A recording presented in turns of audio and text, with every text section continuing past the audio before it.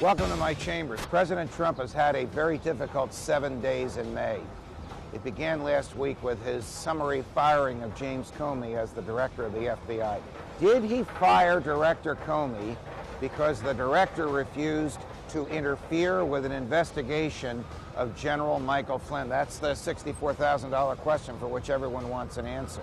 The president ended his 7-day period of great difficulty with that allegation being made, not by the New York Times or the Washington Post, but by FBI agents themselves, who claim to have read over the telephone to reporters from the New York Times copies of memoranda that James Comey wrote to people in the FBI saying, the president asked me to stop the investigation of Michael Flynn, and I said no.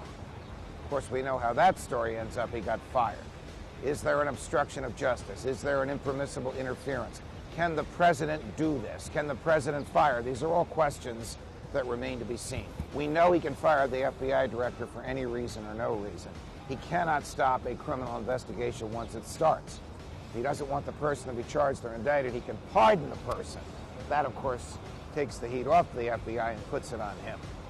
In the middle of the week, the New York Times alleged that President Trump gave away top secret information to a Russian spy.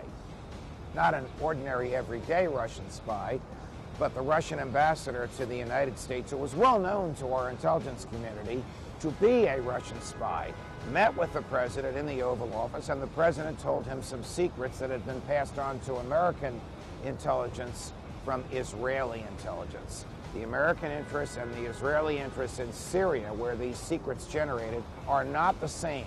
Did the president break the law by passing top secret information to a Russian spy? No, he didn't, because the president can declassify anything.